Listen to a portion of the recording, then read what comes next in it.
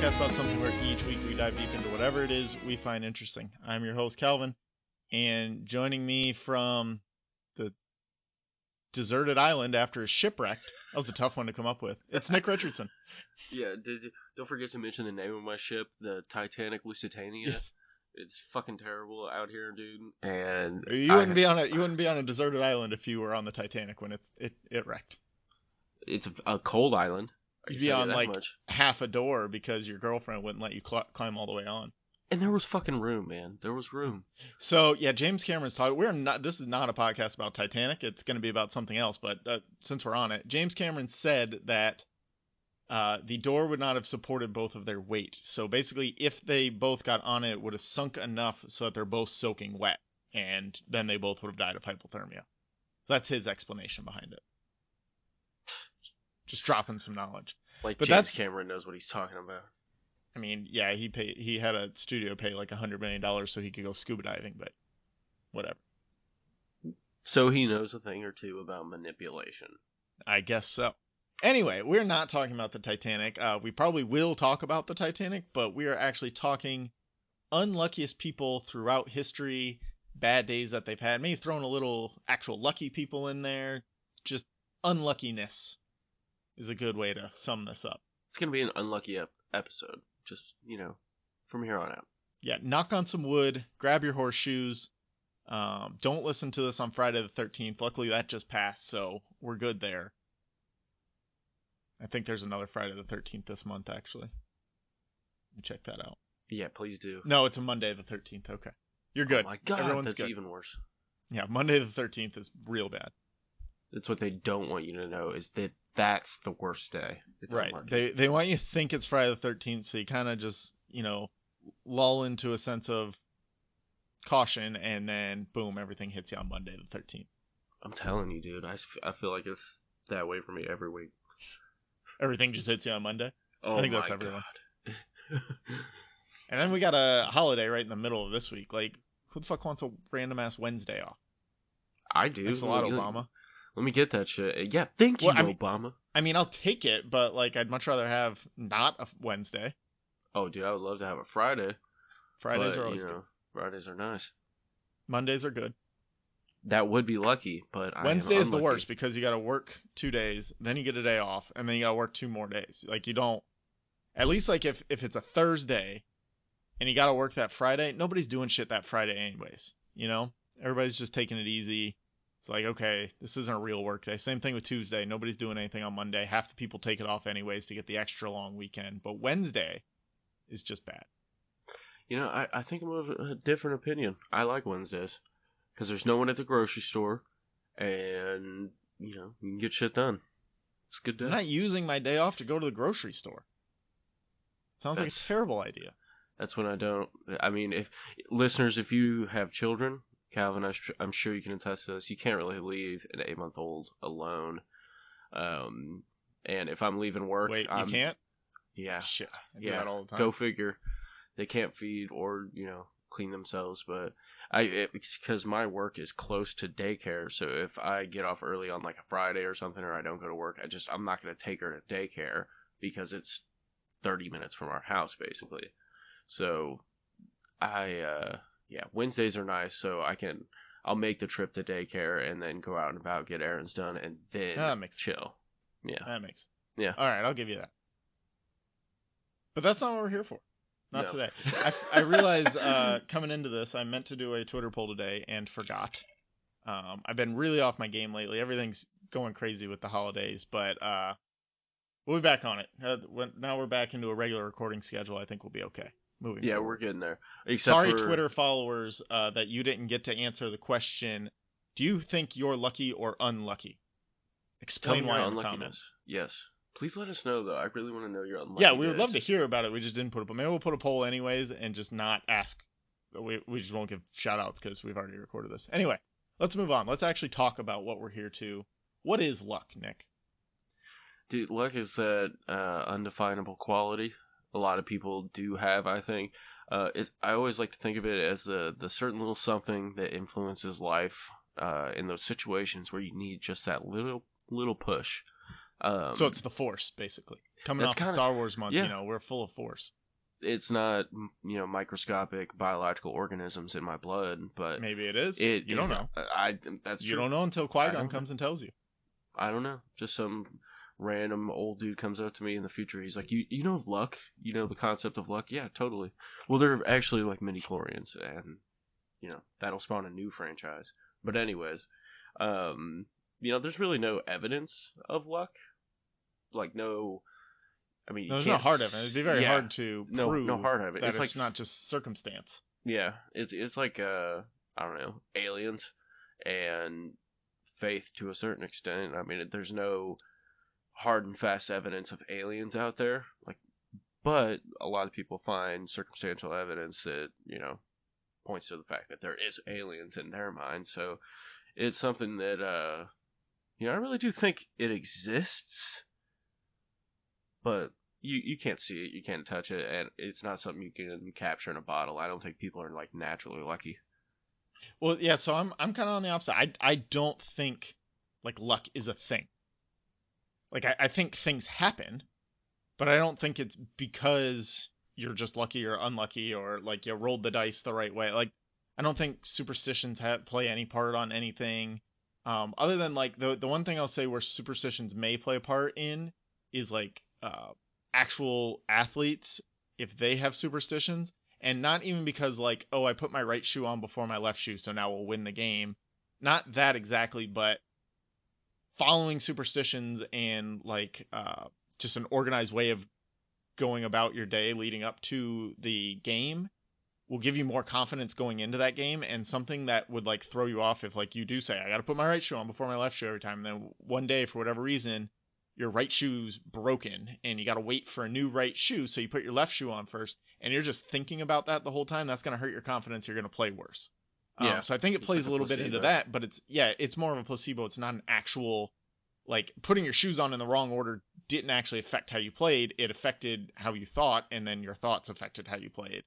I know there's probably millions of examples out there that say that luck is real, or that it could be real, or that it's this real thing.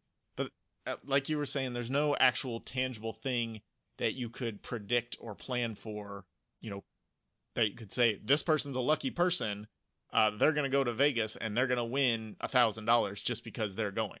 Like, Yeah, I don't there's think you no could do that. like. I think my wife is lucky, which if I take a step back and look at it, my wife is lucky as shit because she married me. Not There really, you go. but no, my wife is insanely lucky, and it amazes me all the time. But it's not something that's consistent. But I think it's I look at Bill Gates as like a lucky person because with that little push from luck, if you want to call it, quote unquote, with a combination of his smarts, ingenuity, just absolute bloodthirstiness. Well, yeah, that's all stuff And he worked for, though. exactly, but I think there's a certain something in, but like the time he was born, like if he was born 10 Right, years it's a before. right place, right time sort of thing, where if he wasn't there right when he needed to be, it wouldn't have happened. Well, and Like, if it wasn't that guy, like that right, is so fascinating that one person had all these qualities that basically made him the richest person on earth. I think he's like the first or the second richest person on earth, or at least in America. yeah, I'm not sure. I don't pay attention to that stuff. He's very high on the list though. And I'll give a little bit of credence to the thought that like you can make your own luck. I like that idea of basically saying that you put yourself kind of in the same way Bill Gates are saying, like he worked his ass off, was very smart, did everything the right way to get where he is, and basically you put yourself in these positions to succeed in a way that like maybe looking from the outside it looks like it's just due to chance, but really you worked and thought and studied to get there, but people don't see that. I like to think of it, there was this one time when I lived in New York, there had been like a very slight ice storm the night before and all the roads were super icy, and I'm always a very defensive driver, and I had to go out, I had to get to the post office to mail a check that day. I don't remember why, but like I had to get there and mail that check that day to pay for something. Doesn't matter what. So I drive out. The first turn, I take off my road where I'm going really slow because it's like a residential road. I make a very easy slow turn and skid right off the road into a snowbank, like just do a complete 180 into the snowbank. And I'm like, oh, okay, these roads are very, very icy. So I realized that I knew how to drive on icy roads. I played a ton of Need for Speed, so I'm like always when I'm driving, and I'm not saying like you can play video games and be a good driver, but I know what you're saying, man. there's part of like playing racing video games a lot. You kind of learn to look further ahead because especially like the Need for Speed games at the time were the Need for Speed Underground games, and there's tons of traffic in those games. So you've constantly got to be looking ahead on the road in those games to make sure that if you're swerving around an opponent, you're not going to hit the oncoming traffic. So when I actually drive, I'm kind of doing the same thing where I'm constantly looking ahead, looking to the side roads, making sure nobody's going to cut through. So I come to this T in the road where the way I'm going doesn't have a stop, the way going opposite doesn't have a stop, but the intersecting road has to stop. And I see a car coming down that road going way too fast for the conditions. And I just look and I'm like, they are not going to stop. And there's a guy coming the other way. So this guy blows through the stop sign because there was no way he could have stopped with how icy the roads were. And I swerved to the left around him and was very close to hitting the car coming the other way. But because I knew that was there, I knew I had like a split second to go to the left around the guy coming from the intersecting way and then back to the right to avoid the guy coming at me. And then off into a snowbank, all slowly enough that I wasn't injured or anything like that. My car wasn't any damage. Nobody was damaged. Everybody got through completely unscathed. And I'm like, a lot of people, if you were a different car on the road and saw that go down, you would be like, damn, those guys are extremely lucky. But from my point of view, I was driving defensively. I knew the roads were icy. I was looking at all the other cars. And through my video game playing, I had kind of prepared myself to work through this kind of situation where I have to take in all these other factors and get around it. And yes, at the same time, I'm probably very lucky. But I also there's a little luck involved there. No, I that was all my driving skill. And Need for Speed. So yeah, and Need for Speed. Thank you, Need for Speed. Did you go home and play Need for Speed after this? Probably. I would have been inconsolable till I played Need for Speed to test my skills. I gotta come in first. Oh, I always came in. But Need for Speed has always been like a very easy game for me. I don't know why. But yes, I probably did. Like I finished at the post office, got home, probably sat down and played Need for Speed for the rest of the day because there was nothing to do that day because there was ice on all the roads, so nobody was doing it. That would be so awesome. We don't get ice storms quite like that. But anyway. So in a way, I feel like I made my own luck in that situation. Like I knew the situation and went into it able to avoid a huge accident that should have happened.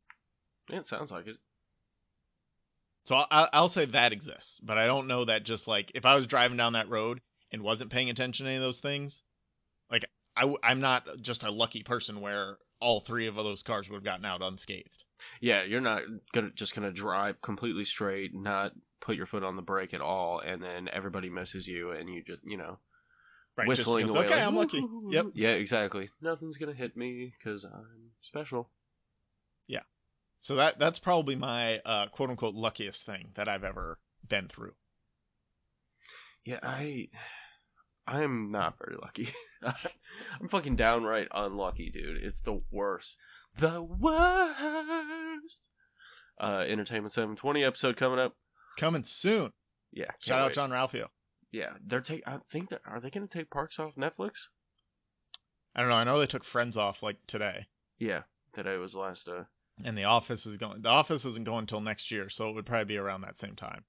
Well, I know the Parks is off of Hulu now or Amazon Prime. No, I don't know. I have it all on a hard drive that I watch it from. So anyway, I'm unlucky as fuck. A perfect example happened to me last week, or basically the past couple days. So I got a nail in my wife picked up a nail in the SUV, and it's somewhere. I'm busy as shit at work because we have this super incompetent, dumb idiot dude working for us that's just putting a lot of pressure on me. I fucking hate. We got like 30 of them in my job. Dude, I want to drop kick him so bad, but I mean, he's emotionless, so it's like talking to a fucking, big bar of tofu. Yeah. Yeah. I No one had this guy at work is like, he reminds me of a toilet bowl that's just waiting to get shit in. And I'm like, that's a perfect Yeah, that's a perfect good analogy, Shaq. But anyway, so I basically work through lunch and run up to the tire repair shop, drop the tire, get it all fixed. Was a few minutes late back to work, so I get chewed out. And that same day, I discovered this dude has been acting like a total dick and missing stuff. So I had to stay for a 14-hour shift, which fucking sucks. And then I have a solid day, and then the next day I'm driving home and pick up a bolt. It was like 2.5, 3 inches long in another tire. At least it wasn't the brand new tire. Wasn't the brand new tire, but it was fucked. So I work through lunch again. I drop that off, and they basically say, it's fucked. You need another tire. I'm also looking at a house right now, so it's like, oh god, you kind of count every dollar whenever you're looking at houses, and while this is all going on, I had to, it happened on like the busiest road in my town where everyone's going 40, 45, and I'm pulled over on the ground, changing my tire. My spare was flat, so I had to hump that thing damn near a quarter mile up road. Luckily, I was close to a gas station to air it up, and ended up getting everything good to go and got the tire fixed. And we ended up having to fire this dude, and my other coworker who would be able to help me is out of town. So basically I had to pull another couple super duper long shifts, and that's in the span of like 5 days. That's a shitty week. That's my unluck, dude. And in between, if you guys aren't knowing this is New Year's, and today's New Year's Day. We're recording New Year's Day. So yeah. So basically a week ago. So that was between your Christmas and New Year's. That was your life. Yep, that was my life. I'd like to think that's unlucky, or I just like to think it's circumstantial. It's. I would say it's circumstantial, but it's pretty damn unlucky. Now, not to minimize your pain there for this last week, because that is a shitty week. Let's go into some really unlucky people from history, because these people would probably just love a nail in their tire as opposed to what they went through. I'm saying, yeah. Yeah, like 14-hour shift, that's nothing. Yeah, bring on that. Try being on fire. So we each found 2 unlucky people through history. I found mine from an article titled "The 7 Most Bizarrely Unlucky People Who Ever Lived" from Crack.com by Alex Cipriano in June of 2009. If anyone cares to look at it. Where did you find your unlucky people? Did you source them? I found one of which I initially heard from Dan Carlin's Hardcore History episode. Specifically, he has a series called I forget what it's called. But it's relatively recent. Supernova in the East. That's it. Sorry, I had a total blank. But it's on Japan, and he talks extensively about the bombings in Japan, and that and another one. And then, the other one I had heard about, I think on like Joe Rogan. So I kind of investigated him further. Gotcha. Nice. You want to go first, or you want me to? I'll go first, man, because I already kind of dropped a little tidbit about this gentleman, and this gentleman's name is Tsutomu Yamaguchi. Which, fantastic name. Yeah, I'm glad you picked him, so I didn't have to try and pronounce his name. He has a fantastic name. But it's a great name. I couldn't pronounce it. His first name is impossible. It's Tsutomu. Satsumi. Satsumi? Maybe. Sutsumo? Yeah, I don't know. Sutsumo Yamaguchi. I'm going with that. That sounds way better. But anyway, this cat worked he was basically on a work trip in Nagasaki in the summer of 1945. Not a good time to be there. Well, yeah, he originally worked there, and he was in Hiroshima for a 3-month business trip, and on August 6th, he was getting ready to leave the city, and forgot it's like a little passport basically, I think, to get through the city. And he's walking towards the docks to get back to his little passport deal so he can get on the train and get home.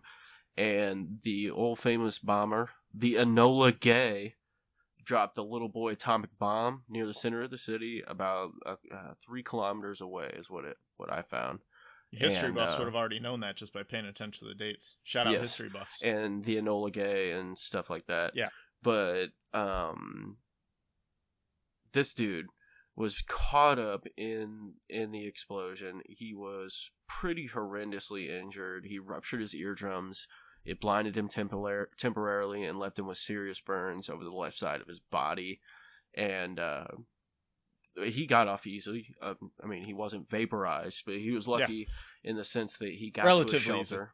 Yeah, I mean, he was horrifically injured, temporarily blinded. He had to have been more scared than any time in his life after that, except for a couple days later, when he's happens to be in Nagasaki, when the second bomb is dropped. Yeah, something happened there too, I think. Yeah, the second bomb is dropped, and luckily he wasn't close. It was dropped on August 9th, and he was just out of the blast radius, but he still had to experience that.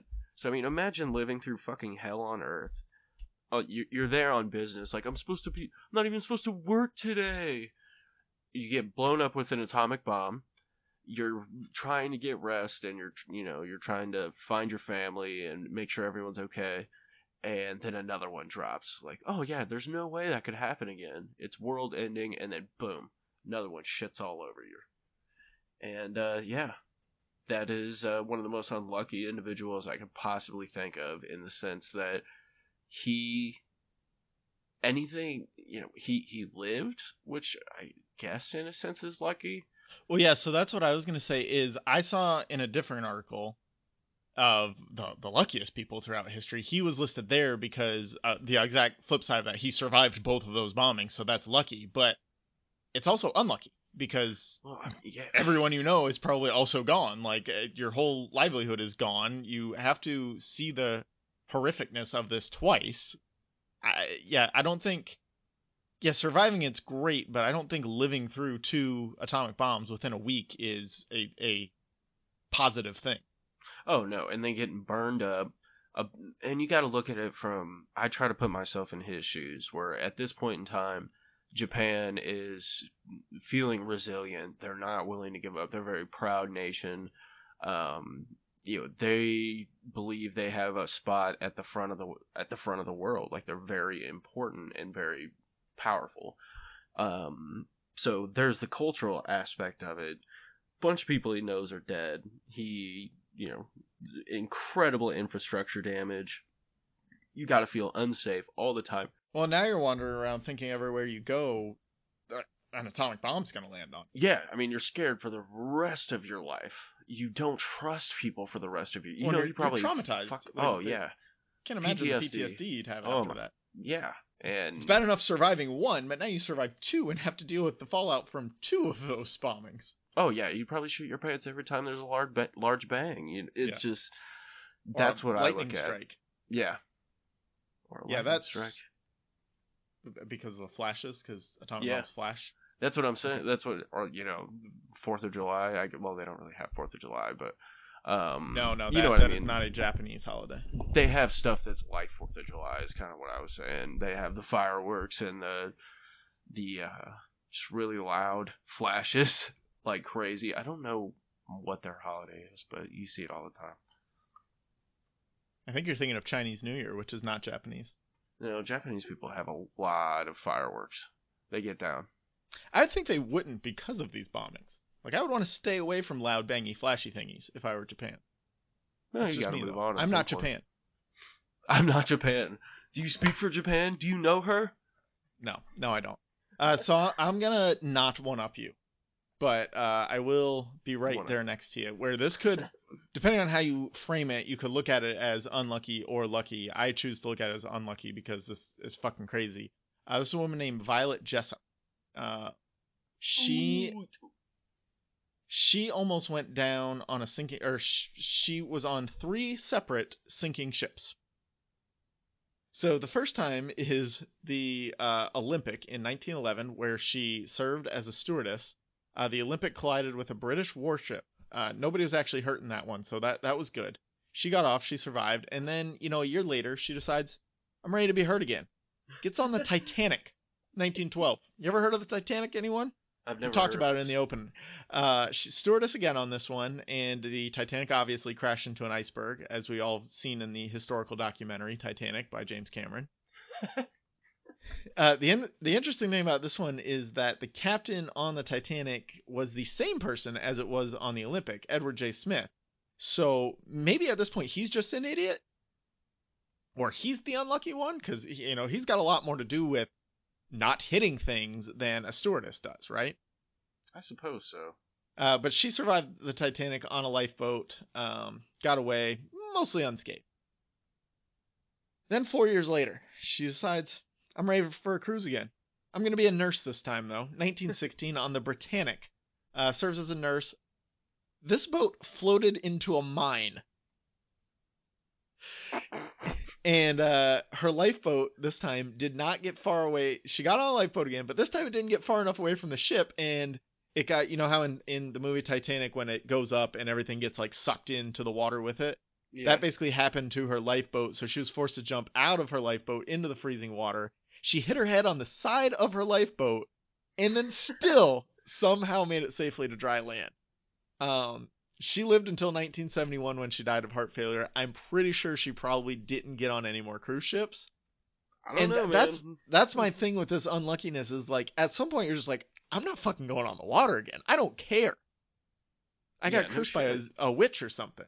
Well, it's I'd like to lower my my causes of death, please. Like I don't want to go on water anymore. No. And again, you could frame this as, well, she's really lucky. She survived 3 shipwrecks, right? And she wasn't doing anything to cause any of these shipwrecks. She's a stewardess and a nurse. And it's just in these wrong place, wrong time things, 3 times in a row. And see, that's what makes me kind of rethink my whole, there is no such thing as luck, like it was clearly just bad. Yeah, she got pooped on. She, walked under some ladders, broke a bunch of mirrors. And at the same time, it seems like this period of time, the 1910s, like shipwrecks were probably like an everyday thing going on at this time because there were ships going everywhere. They weren't very stable. I almost feel like there was a better chance of you getting in a shipwreck than actually reaching your destination safely during the 1910s. Yeah. I mean, it just seems like that was a boon for shipwrecks. So if just by getting on boats, you're taking your life into your hands. At least it wasn't planes yet. Stop getting on boats, Violet Jessup. Poor Tang. Yeah, so that was rough. If I was in one shipwreck, I would never get on another fucking cruise ship. Like I'd just be like, no, that's it. Especially if I have to be, cold at the same time. Right. No, thank you. Which all of these were like supremely cold when they wrecked. Remember that one? It wasn't necessarily a wreck, but like they just lost power. This was like 4 years ago, I want to say, out in the Gulf of Mexico, and they lost power and they couldn't get anywhere, and people were stuck on there for like 15 extra days. Oh yeah. Like there was rats. I would never go on a cruise again. I would just be like, no, I'm fine. You can give me all the credits you want to go on future cruises, Carnival or Royal Caribbean, whoever it was. I'm not fucking getting on your boat ever again, or any boat. Like, I'm done. Give me some money, and I will still not consider it. Yeah. For my troubles, you know what I mean. All right, who else you got? Let's get deeper into the See, I think you should have saved your Nagasaki guy for last, because I think he's clearly the unluckiest. This guy is super unlucky in this sense. Like, his name, it's an old fella named Harry Ziegland. Shout out Harry. Henry. Sorry. Henry. This guy's kind of a dick. Let me just open with that. So this unluckiness is almost warranted. So that gives you a little thought of like, well, maybe it's karma. I mean, can you quantify karma? Karma's in the same category as luck, in my opinion. I mean, My Name is Earl did. No? Not a My Name is Earl fan? All right. No, you got me. That is right, that is a silence of defeat. But anyway, another historical documentary there. The historical documentary My Name is Earl. Available on CBS streaming platforms. CBS All Access. Check it out now. Check it out. But anyway, this cat back in 1893 was a ratfink and dumped his girlfriend in a pretty rude way. She proceeds to commit suicide. Yeah, so you got that hanging over you. I mean, I wouldn't say that's unlucky. It's like more so that would really suck though, to be the cause or like responsible for someone killing themselves. Just to play a hand in it. Like I'm sure he's not the only cause, but it was So, definitely I the would straw say- that broke the camel's back. So that's unlucky. He's got that working against him. Her brother proceeds to be very upset, as any brother would, and wants to kill Henry. So he shoots at him, and he's unfortunately a bit of a bad shot, and grazes Henry's cheek. So now this cat has a scar on his face, and said bullet lodges into a tree.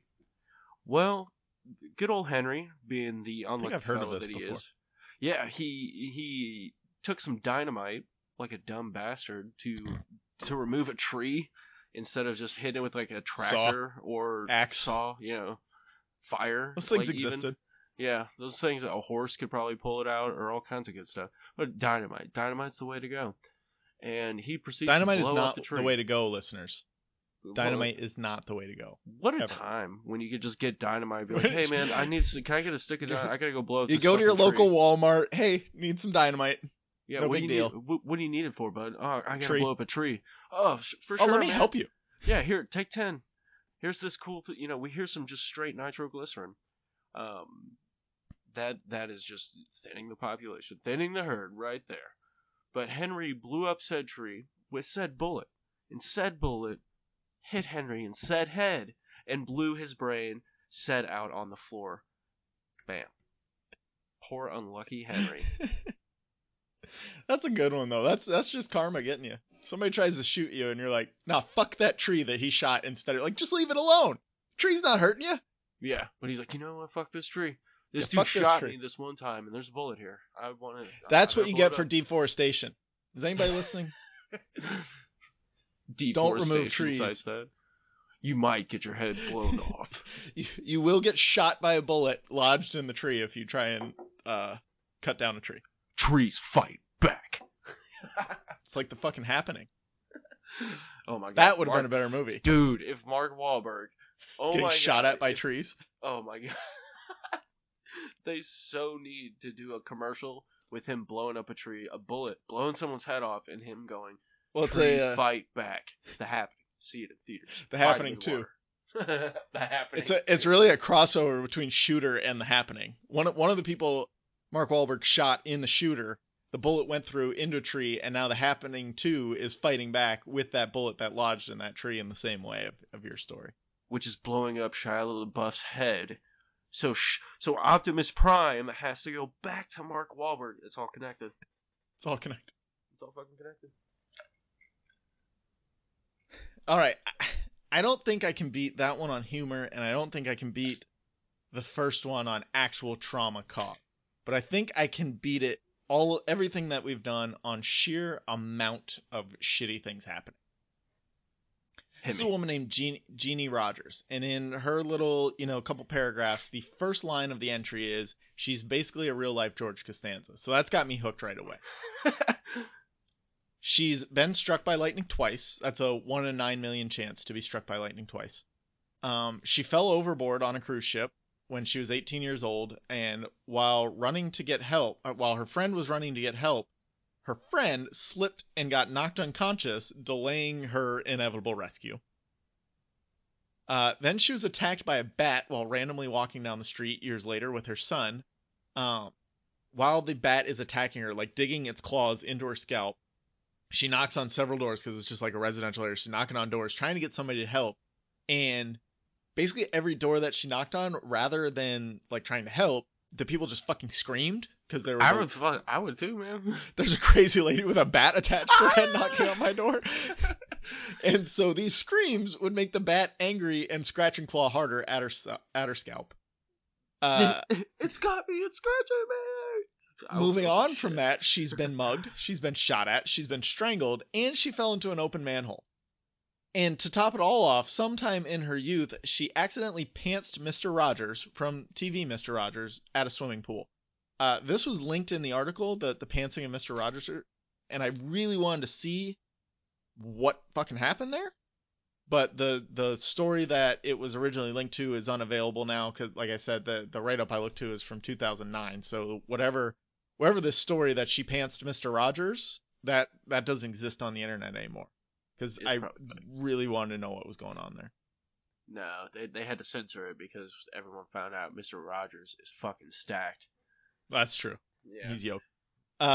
So at one point, you know, I'm sure the media picked up on all of this. She's doing an interview and she is quoted saying, "Dying doesn't scare me, but living scares the crap out of me." Yeah, I mean, Which, when you're at that point, when all of these random ass things. And these are nothing, again, like none of these things, maybe falling overboard on a cruise ship would be the closest thing you could say, okay, that's your damn fault. You leaned over the edge. You shouldn't be doing that. But like getting attacked by a bat, can't do anything about that. Getting shot at, maybe you could have done something about that. Maybe you pissed off a guy with a gun. But honestly, I wonder if the mugged, shot at, and strangled were all in the same occurrence or if there were three separate occurrences. I mean, who's she hanging out with? Like, at what That's point... true too. Like you gotta watch the company you keep. Seriously. We're gonna turn this on her. Ha! How hard did this woman who ran to get help when he fell overboard, how hard did she hit her head? Is she the one shooting at you now later in life? This is all your fault! Nothing's been the same since I fell. I can't live anymore. I wouldn't have had to fall if I didn't have to help you. And I mean, and falling into an open manhole cover, that's the last thing listed in this article. So I gotta feel like that's the last thing that happened to her. You gotta, if all this other shit has happened to you at this point, you've got to be more aware of your surroundings. Seriously, I mean, but it's a good send-off though. At least only then was she covered in shit. It could have been much earlier in her horribly unlucky career. I'm sure she had some shit on her at some point that wasn't listed in this article. My God, poor thing. Yeah. So now let's talk about general historical events that were caused by bad or dumb luck. Dude. I really had a hard time with this. It was tough to find good that were like tied directly to someone's bad luck, other than like the list that were already about the people having bad luck. It was hard to find something that this one thing was all because somebody was unlucky on this day. What I did find is I found a bunch of different listicles about bad things happening on Friday the 13th. Yeah, me too. So I got one of those, and then the other one is it's a little bit more meta, but I think it'll be interesting when I get to it. Because Friday the 13th is generally thought of like a bad luck conduit. Yeah, and everybody hates that day. The fear of Friday the 13th, as we discussed earlier, is called Triskaidekaphobia. In case anyone was wondering. Say that 3 times fast. Now, Triskaidekaphobia is the fear of the number 13. But you add the Frigga to it, that gives you the Friday the 13th. Frigga! Now you guys learned something. I'm going to go first on this one. God damn it. Ugh. You went first last time. So unlucky. Yeah, exactly. So the listicle I chose for the Friday the 13th, like I said, there were a fucking 100 of them, and I'm sure most of them had all the same items. But this one was titled 17 Terrible Things That Have Happened on Friday the 13th, written by Gabby Shaw. Apparently did not link the actual website. Oh well. I think it was from insider.com. Yes, insider.com I did. And this, I actually chose 2 entries from this list because they go together. These entries are from October 13th, 1972. The first thing is Uruguayan Flight 571 crashes in the Andes Mountains on its way to Chile. Rescue efforts for this were called off after just 10 days because they're like, there's no fucking way anyone survived up there. The mountains are impassable right now. There's no way we can get up there. So later in life, we find out the survivors hiding out in the fuselage of the plane had to resort to eating the dead passengers because there were some survivors. And this is all alleged. We don't know any of this for a fact, but from what the article says, that's what was going on because they're stuck in the mountains. There's no game. None of them have weapons or anything like that. And so it says, they're hiding out in the plane wreckage and they have to resort to eating dead passengers. And then 72 days after the crash, 2 men appeared and alerted authorities that there were 16 other survivors still stuck in the mountains. So that's part 1 of what happened on October 13th, 1972. And then the second part is the exact same day, another plane crashes in Russia. This is Aeroflot Flight 217, and this is the worst crash in Russian history. The plane crashed while trying to land in bad weather, and all 174 passengers and crew members died in the crash. So nobody eating anyone there.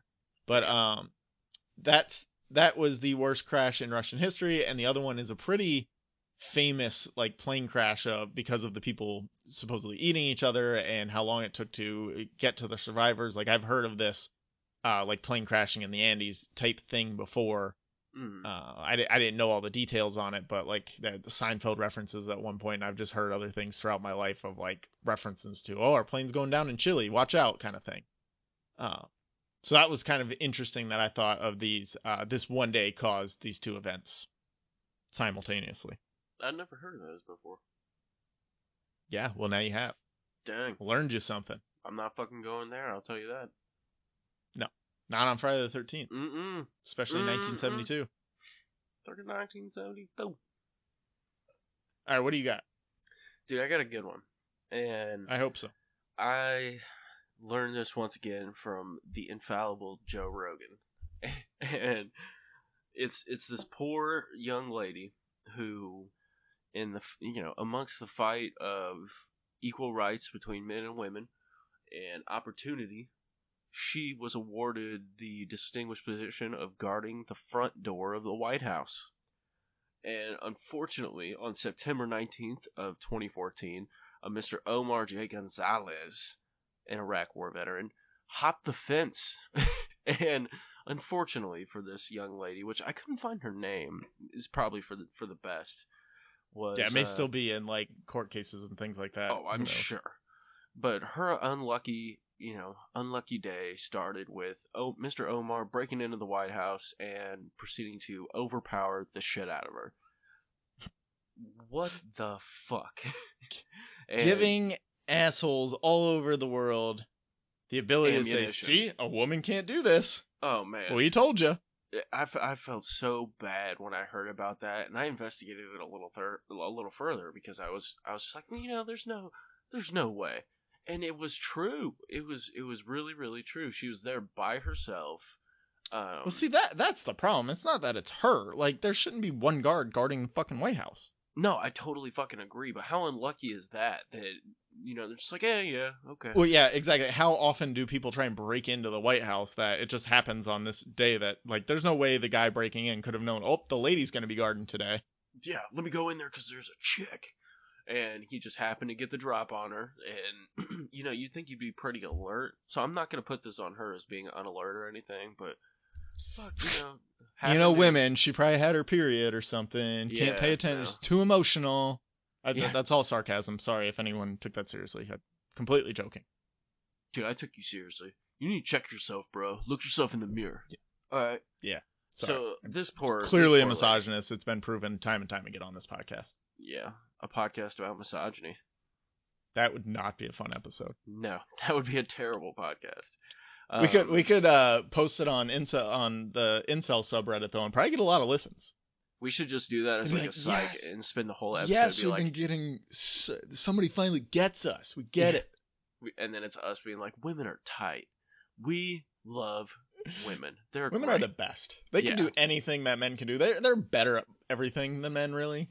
Except guarding the White House when they're by themselves. Exactly, yeah. So that really just kind of shit all over the sense of security for the president of the United States, the leader of the free Obama. world. Yeah, thanks, Obama. Just trying to be a good man, and now you have to feel unsafe. Yeah, we couldn't get this lady to guard the White House 3 years later? Yeah. Come on now. Whoa, bro.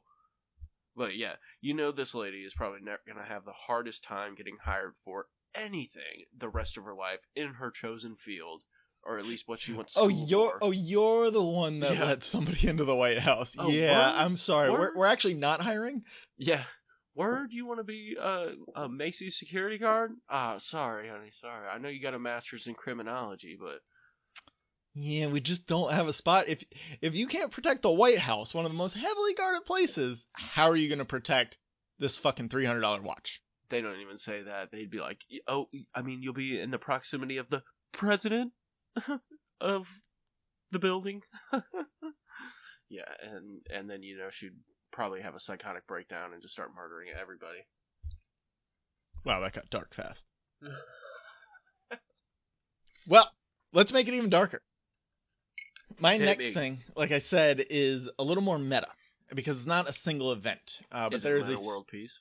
It is not Meta World Peace. There's a study from 2015 and then followed up 2 years later that showed that most cancers are caused by quote unquote bad luck. And there were several sources on this. When I Googled, events from bad luck, this came up a lot. The specific one that I'm going to be citing is from a Scientific American article by Sharon Begley. I think it was written in 2017, 2018, somewhere in there. But anyway, so this first study from 2015 showed that quote unquote bad luck may be the cause of most cancers, and environmental and hereditary factors may not play as big of a part as previously thought. The actual study was done by Christian Tomasetti, Lou Lee, and Bert Vogelstein, in case anyone cares. Basically, it showed that preventive efforts such as cutting down on smoking and environmental cleanups may be pointless. This is the 2015 one, kind of hinted at this. And that's as far as cancer is concerned. Like, smoking can still cause a bunch of different issues, and the environment still needs to be protected, obviously. But as far as cancer can be concerned, those things may not help as much as previously thought. And then a lot of people freaked out about this because they're like, you're basically telling people that they can smoke and they'll be fine. Or like, we don't need to protect the environment. Or like, dumping toxic waste isn't that big of a deal because it doesn't really cause that much cancer. So they do a follow-up in 2017, a little more thorough this time. They used records from 69 countries. Again, they showed that 66% of cancer-causing genetic mutations are caused by bad luck. And this isn't necessarily like literal superstitious bad luck, but what they mean is that there wasn't like a single smoking gun contributing factor. Like, they didn't take a bath in the toxic waste of a fucking factory. The person just happened to get cancer, and it was mostly out of their control. Yeah, they were unfortunately unlucky. Right. So in their first paper, it kind of looked like they were saying prevention is useless, but the second time around, they did a better job of explaining that, like, those other cancers still are prevalent, and the things like stopping smoking and cleaning up the environment, those can help not get those other types of cancers, but these types of cancers, smoking isn't going to affect. But if you're smoking, you have already this 1% chance, you have the 66% of unlucky cancers that you can get just from living, and now you're also adding on lung cancer, emphysema, all of that with your smoking.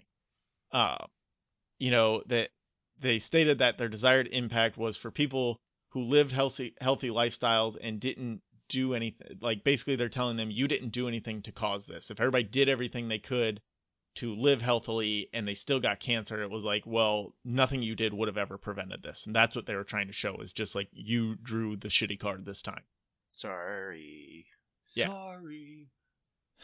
So overall, they found about 2/3 of the difference in cancer rates from one kind of tissue to another is due to differences in the rates of cell division in those tissues. So basically, the way the cells regenerate, 2/3 of the time they're likely to have an abnormal mutation that can lead to cancer. Blah blah blah. I don't know. Go read the article. It's a little sciencey for me to really put into words in layman's terms. But basically, in both cases, they found the same conclusion.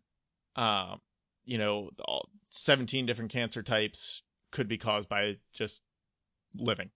And after some roundabout calculations, the researchers conclude that DNA copying mistakes are responsible for 66% of mutations. That's just where your cells are generating in their normal way, and boom, there's a mutation. Now you have cancer.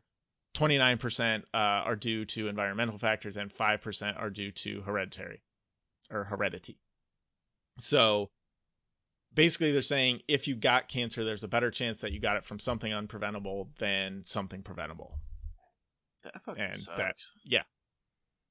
So That's there we go. whack. Bring us back a little bit. What do you got for more bad luck? I don't know if I can bring us back, but we'll move through it quick. We're familiar with We'll this end guy. on the bright side here, so that should help. Yeah, we're familiar with him. Good old Edward J. Smith. How unlucky can one be, or incompetent? I haven't decided, but you know, a lot of people would have to be Hey, I talked about incompetent him earlier. to put exactly. Yeah, he was the captain of the Ship Titanic captain. and the Olympic. That fucking guy. That fucking Ruined guy. Violet Jessup's good name. Well, I Now mean, she's unlucky because of him. a shit ton of people are dead. That too. Yeah, somehow he didn't die the first time around. So he made it off the ship and got another job. So that's the hard part I had, where I kind of attributed it more to luck than just being incompetent, because a lot of people would have to be incompetent to continue to rehire him, especially for such high profile, ships. Mm-hmm. Because I mean, that even in their day were a super big deal. And yeah, that's it. That's the second one. Edward J. Smith, yeah, poor guy. He wrecked 2 situations. ships. Yeah, fucker, and a lot of people died. Yeah, and I mean, you could say his unluckiness led to the sinking of the Titanic, because one is an accident. The second one, though, you just got shit luck at that point. Yeah. So let's brighten it up now. Let's talk some lucky people. Let's talk. Do it. We each found 2 lucky people, and what caused them to be considered lucky. The people I found are from Brightside.com, article called 10 of the Luckiest People in Human History. But you're going first this time, so tell us who you got. Mine's sort of like a bittersweet lucky story, but I still think it's luck nonetheless. It's a lady named Julian Kepke. She's Peruvian, and growing up, her father was a biologist, so she spent a lot of time in the rainforest. She underwent a lot of training, a lot of survival techniques, and that kind of comes in later. So she had a bit of circumstance happen, and she had to book a flight on Christmas Eve through a bad airline, a good old Lanza airline, and her plane crashed in the Andes, and she had to eat some dead passengers to survive for 72 days. I get exactly. No, well, what actually happened, and this is, I think, even worse to a certain extent, is so the plane breaks up 2 miles in the air. She's still strapped in her seat and falls to the earth. Somehow survives. Finds sweets to survive on for 10 days. Gross. Dude, 10 days. I've got a sweet tooth. I like sweets. I could not eat only sweets for 10 days. Not for 10 days, especially when I'm getting eaten alive by bugs. So, it makes it even fucking worse. She somehow in her fall only got a broken collarbone, a gash to the arm, and her eye swollen shut.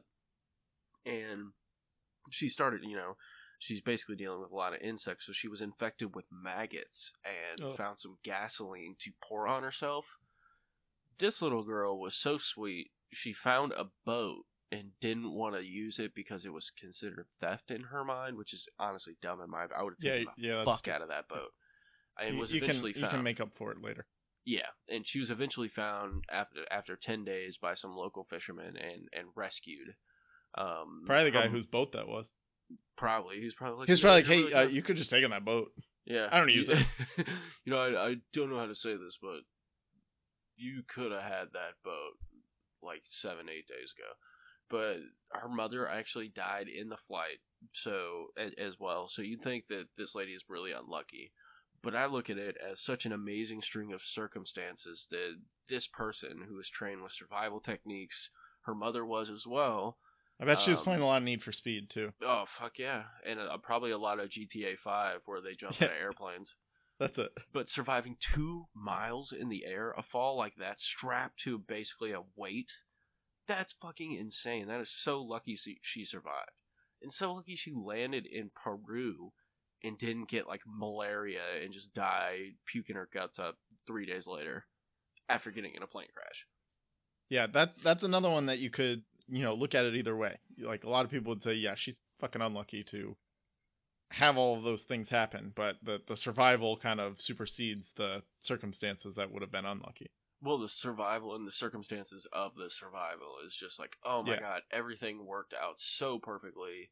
Which, I mean, in the context of the situation, it's a shitty situation, but in the context of it, everything worked out very, very, very luckily for her.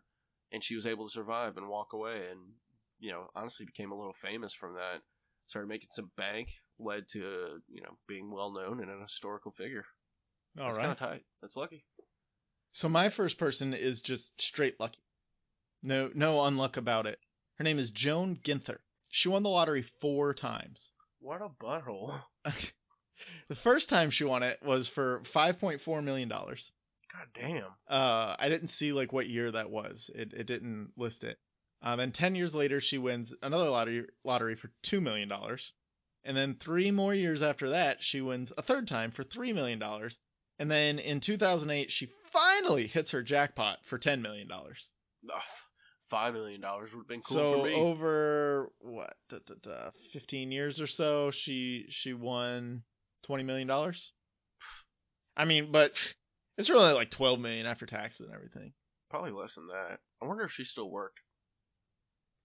She was still buying lottery tickets apparently. Just gonna keep on playing this lottery. Yeah, that's lucky. It worked. Fuck. Well, what happened is she won the 5.4, and then she spent all of that on more lottery tickets for the next 10 years. Won 2 million, so she got to keep going. Then 3 years later, she hit the 3 million, and then she kept playing that 3 million until she hit the 10. And then that's when she decided she was done playing lottery. Try to get out the game. Yeah. But yeah, that's straight luck. The lottery, there's no luckier thing than winning the lottery, I don't think. Yeah, there's a lot of stakes there. There's zero skill in it. There's zero, ability to predict what's going to happen when and how. And to do it 4 times is just crazy. Especially with that amount of money.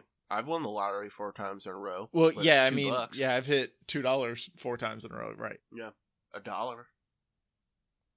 Fuck that. Yeah, Yes, that that's doesn't count. lucky. That is no misconstruing it about it. That's pure luck. All right, what's your last lucky person? Last lucky person.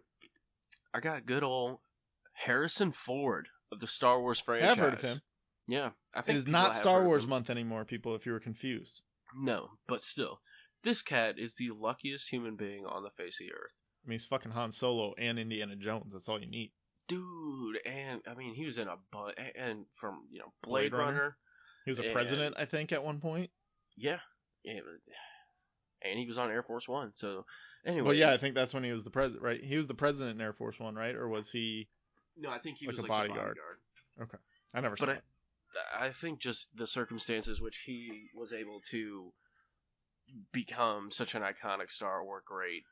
It wasn't really working out in Hollywood for him, so he became a self-taught carpenter, which is lucky as fuck. Dude, I've tried so hard to become a decent carpenter. I suck. I fucking suck. Cutting wood is difficult. Building shit is difficult. Yeah. But anyway, he luckily met the right person who got him in front of another right person. He starred in the right first movie, and luckily got a gig in a small little film called Star Wars, which became the biggest franchise on the face Never of heard the of it. earth. Yeah, I heard it's for nerds. Yeah. People that live at home Or with like their Star Wars. moms, and who are carpenters. But that is just so fucking lucky. And I mean, George Lucas is coming up at the time. It's an unknown commodity. It's in the 70s. We don't know what the fuck is going on. And this guy luckily knows the right person is at the right place at the right time.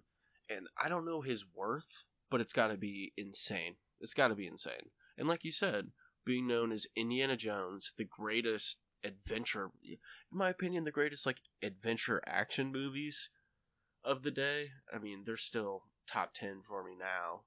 Yeah, they're good movies. They're awesome. And then Han Solo. 230 million, roughly, as of 2019, is Harrison Ford's net. But he has like a lot of assets, I want to say, which I'm sure. would be accounted for in his net worth. But I mean, he gets to do that dude lives. He flies planes. He just eats whatever the hell he wants, goes wherever the hell he wants. That's lucky in my opinion. That's a good gig. That's a good gig. And he can still build shit if he wants. And he's a grumpy asshole. So this whole thing has gone down as a grumpy asshole, and the world's. I know I'm a grumpy asshole. I don't have any $1 million. I only have, not even close to $1 million. So my last lucky person is Frane Silak. He's cheated death several times. How's that? Well, the first time he survived a train, I guess it was like a train wreck when his train fell into a lake. Then he survived a car crash. Then he fell out of a plane, but landed in a stack of hay like he's in fucking Assassin's Creed. Plays in a cartoon. Yeah. 19 passengers died in that plane crash. Then he survived a few more car crashes, which at some point, like, stop driving cars, dude. Like, take his license away, somebody. Get a horse. And I don't know how, like, detrimental any of these car crashes were. It didn't list it. It's just he was in several. Which, I mean, the more times you get in a car crash, the more likely you are to die in a car crash. Yeah, that shit's dangerous. And then to top it all off, he won about $1 million in a lottery. I would go through all that bullshit to win $1 million. I guess. I mean, if you come out fine and not too injured. Yeah. Well, I mean, what year did you say this was? I didn't. I don't know. Well, I'm guessing in a plane crash, all these wrecks. A plane, train, and several cars. Like, it's got to be within the last 40, 50 years. It's probably before the era of the seatbelt, I'm guessing. So this dude's even luckier in that regard. Could be, yeah. I mean, I could probably look him up. You should. See. Because that stuff is dangerous. He was born in 1929. Oh, definitely. So he was driving before the era of the seatbelt. So yeah, he would have been driving in the 40s. When people got shit-faced and drove around. And... Oh, no, it says his brushes with death started in January 1962. Riding a train through a cold, rainy canyon, the train flipped off the tracks and crashed into a river. Someone pulled him to safety. 17 other passengers drowned. Broken arm and hypothermia.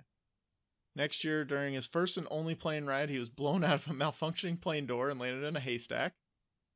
3 years after that, in 1966, a bus that he was riding skidded off the road and into a river, drowning 4 passengers. Seelig swam to shore with a few cuts and bruises. 1970, his car caught fire as he was driving and he managed to escape before the fuel tank blew up. I'm just reading Wikipedia on him right now. 3 years after that, in another driving incident, the engine of his car was doused with hot oil from a malfunctioning fuel pump, causing flames to shoot through the air vent. Oh my god. His hair was completely singed, but he was otherwise unharmed. And then in 1995, he was struck by a bus in Zagreb, but sustained only minor injuries. 1996, he eluded a head-on collision with a UN truck on a mountain curve by swerving into a guardrail, which gave way under the force of his car. He was ejected from the car when he... Damn, I thought these were like, all right, he got an fender bender 4 times. No, he fucking... Yeah, almost died in car crashes. It's not like he just was in car crashes. He almost died in all these car crashes.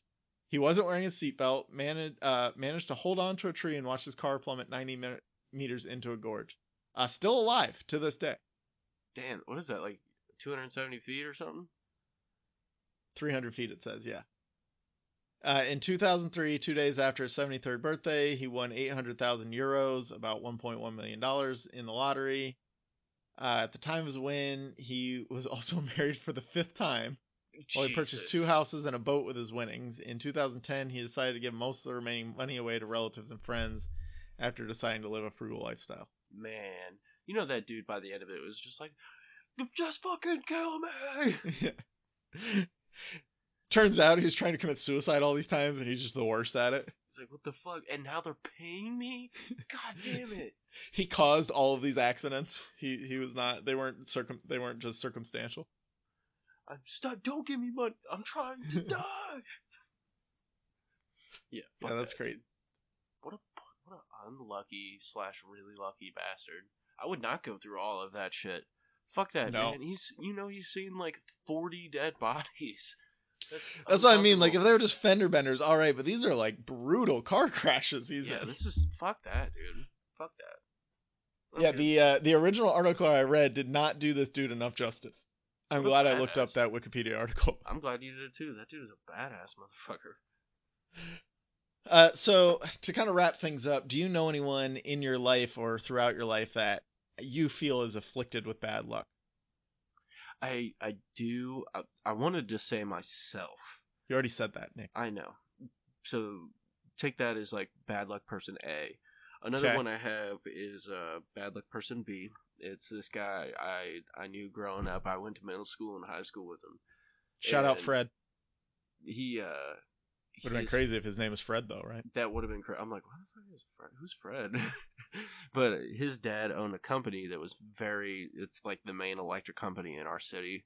Mm-hmm. So I mean, his family is gajillionaires, live in the biggest house in the city and all that.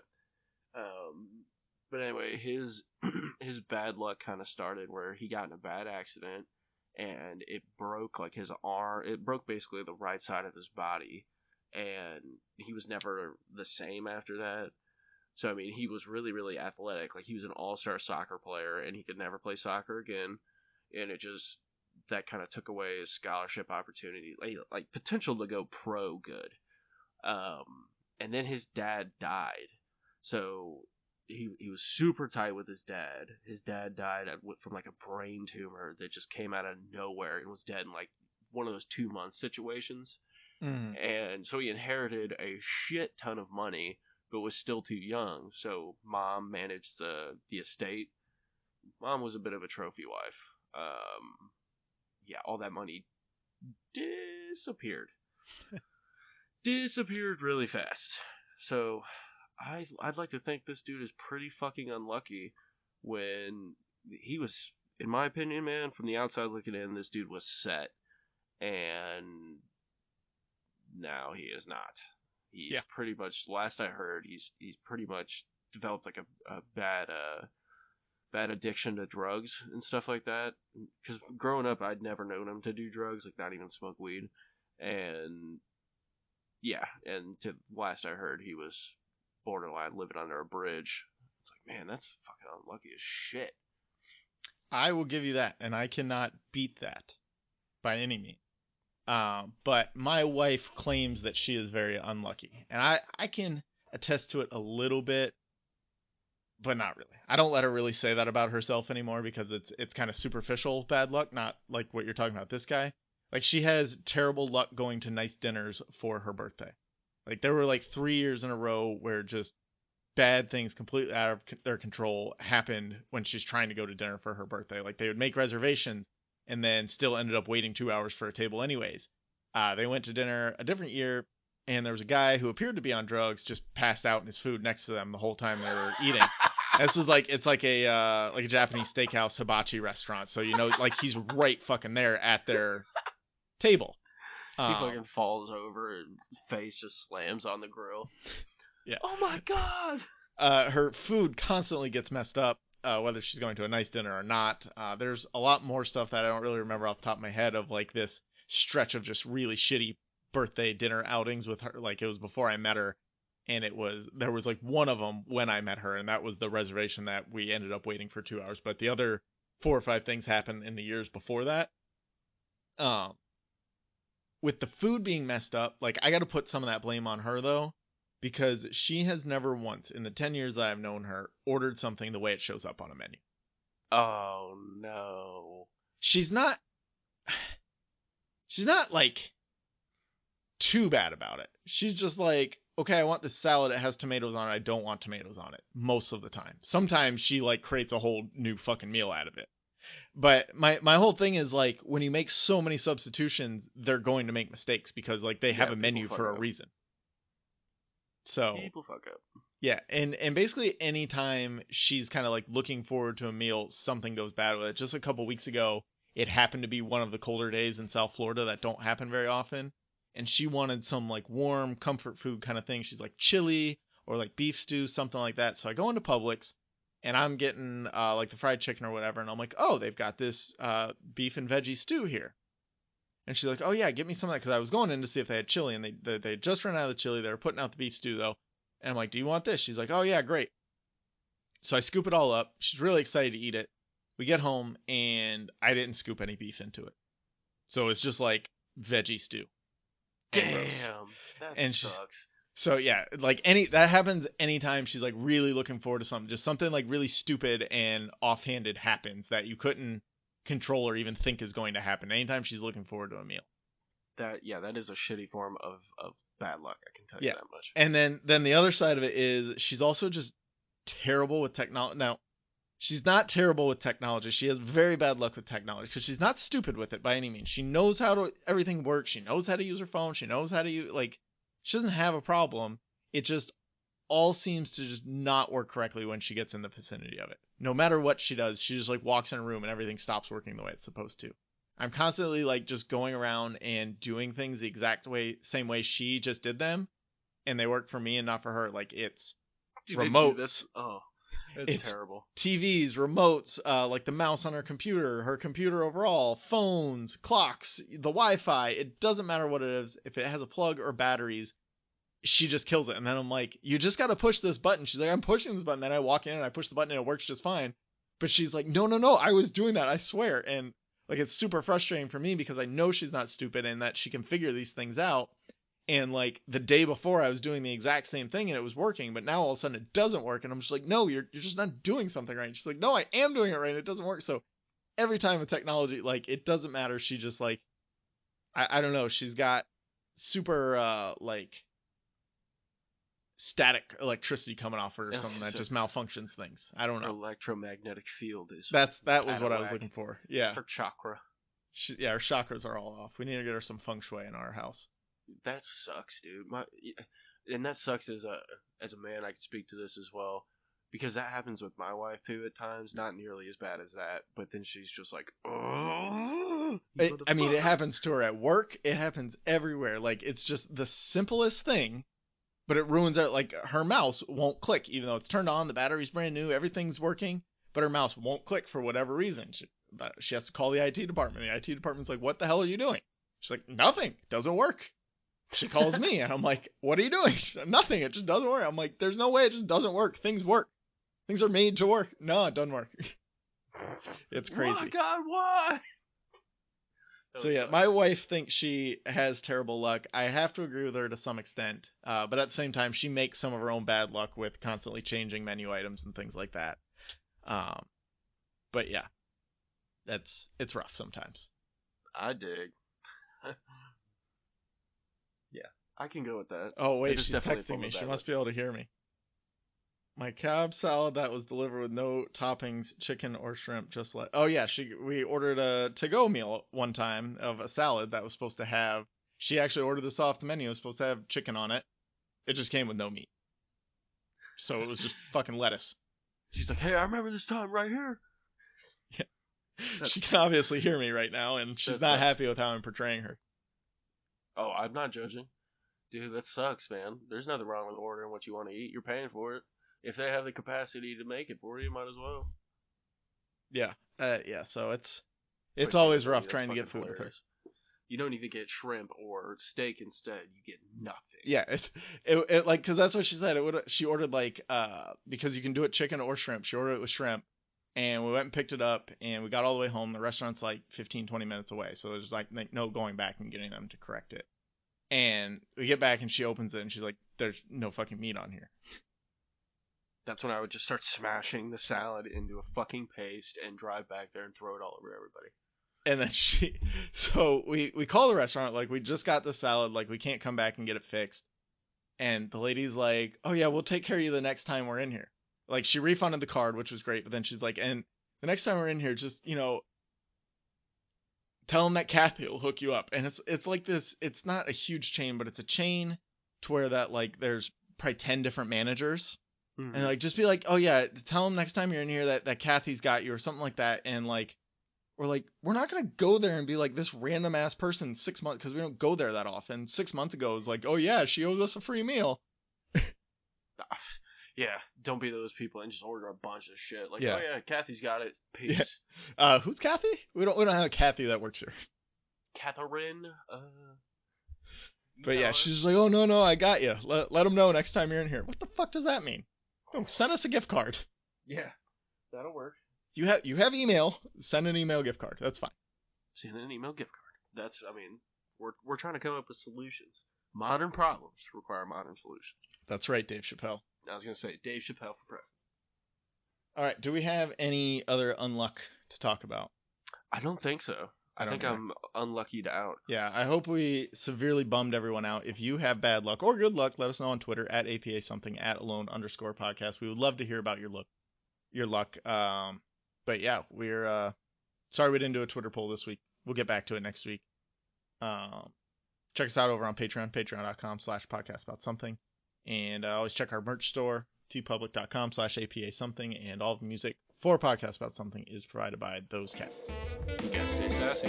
Stay classy. Mata Kila.